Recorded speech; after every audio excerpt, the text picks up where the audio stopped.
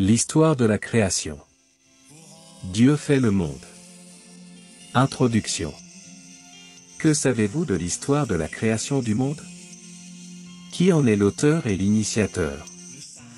Dans beaucoup de cultures à travers le monde, l'histoire de la création du monde est racontée avec les connaissances locales. Au travers de cette courte vidéo, nous allons explorer l'histoire de la création du monde selon les récits bibliques. Aujourd'hui encore, il paraît fondamental de revenir sur la création du monde, surtout en rapport avec le Créateur, Dieu. Car inévitablement, lier la création à Dieu exerce un impact profond sur l'homme et sur son environnement. Commençons par dire qu'il y a très longtemps, lorsque le temps n'existait pas encore, notre monde était sombre et désolé. Dieu commença alors à créer l'ordre et la beauté. Dieu crée d'abord les contenants, c'est-à-dire, le ciel et la terre. Après la mise en place des contenants, suivons étape par étape, comment Dieu a créé notre monde. Jour 1, la lumière et les ténèbres. Tout d'abord, il ordonna à la lumière de jaillir dans l'obscurité. Et la lumière parut. La terre était sans forme et vide, et l'obscurité couvrait l'océan primitif. Le souffle de Dieu se déplaçait à la surface de l'eau. Alors Dieu dit, que la lumière paraisse, et la lumière parut. Dieu constata que la lumière était une bonne chose, et il sépara la lumière de l'obscurité. Dieu nomma la lumière jour et l'obscurité nuit. Ainsi, la création de la lumière par Dieu, débouche sur la séparation entre le jour et la nuit. Dieu est la source de lumière et d'ordre dans un monde chaotique. Jour 2, le firmament. Puis il enjoignit aux océans en furie de reculer, séparant les eaux supérieures des eaux inférieures, et faisant paraître la terre.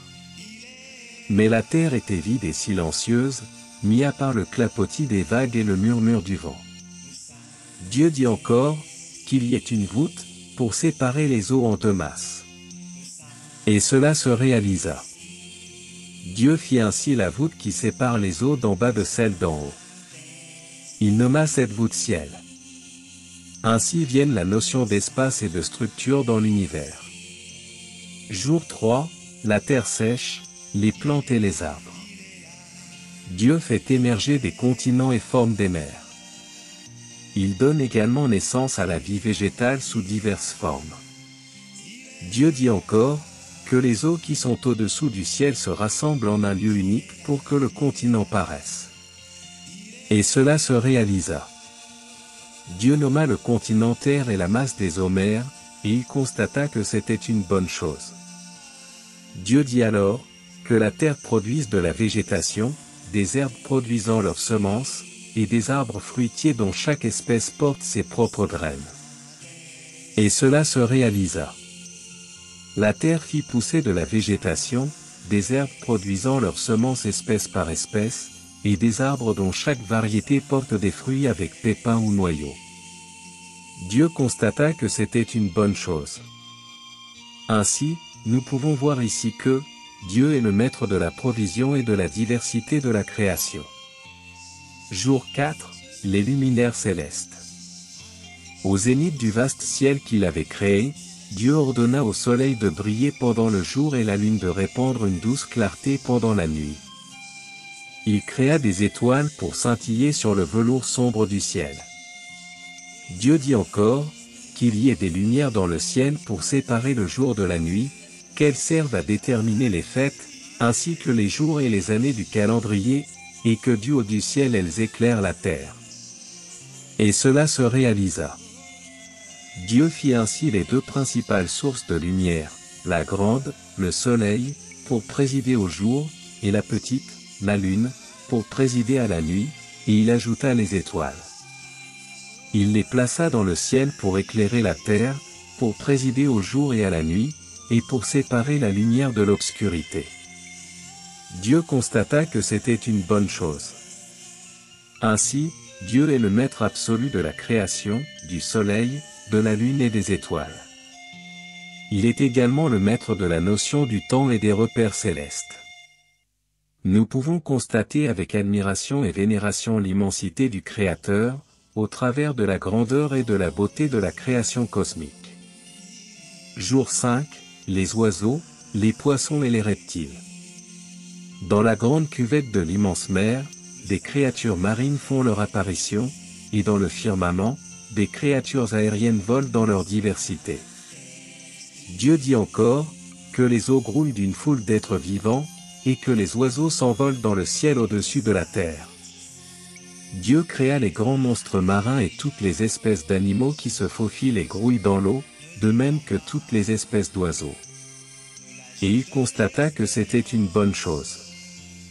Dieu les bénit en disant, que tout ce qui vit dans l'eau se multiplie et peuple les mers, et que les oiseaux se multiplient sur la terre.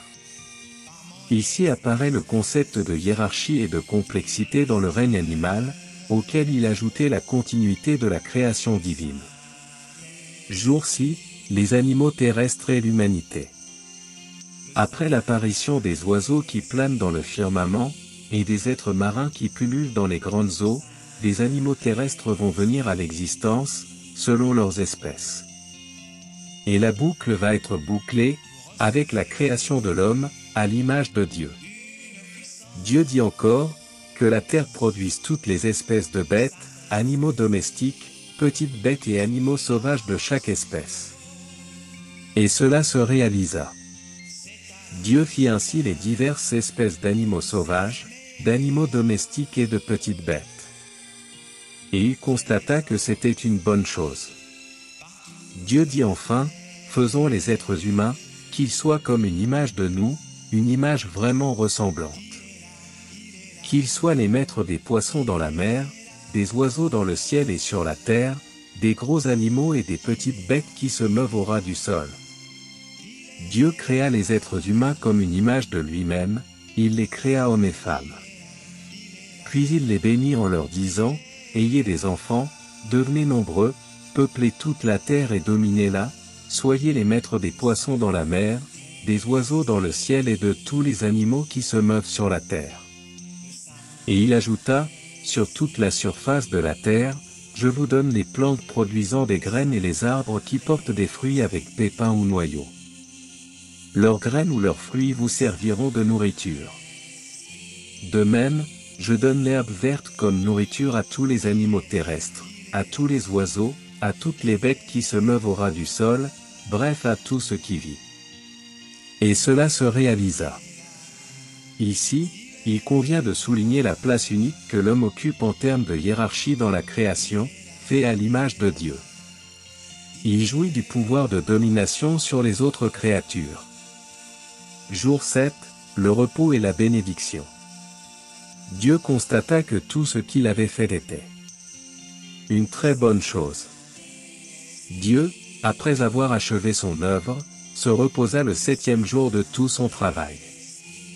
Il fit de ce 7e jour, un jour béni, un jour qui lui est réservé, car il s'y reposa de tout son travail de créateur. En effet, après l'intense activité du Dieu créateur, pour appeler à l'existence tout ce que n'existait pas, il marque un temps de repos. C'est le repos de Dieu, après 6 jours de travail de création.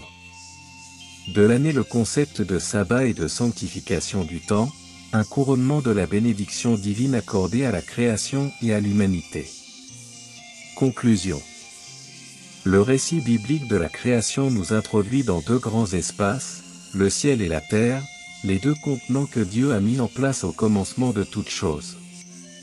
Ensuite, il commence à mettre du contenu dans les 2 contenants. Dans le ciel, les eaux qui sont en haut, le soleil, la lune, les étoiles, les oiseaux qui volent dans le ciel.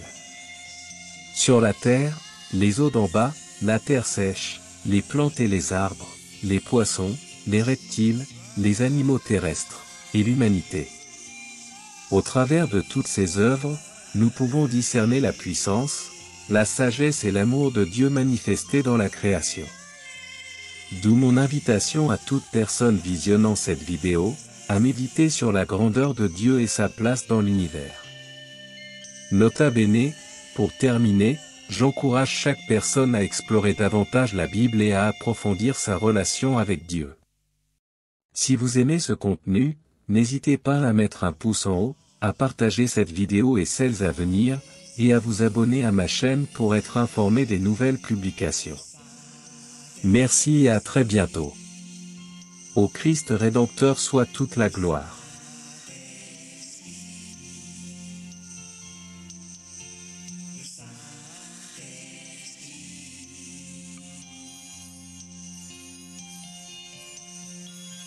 Être sage, être intelligent, ne dépend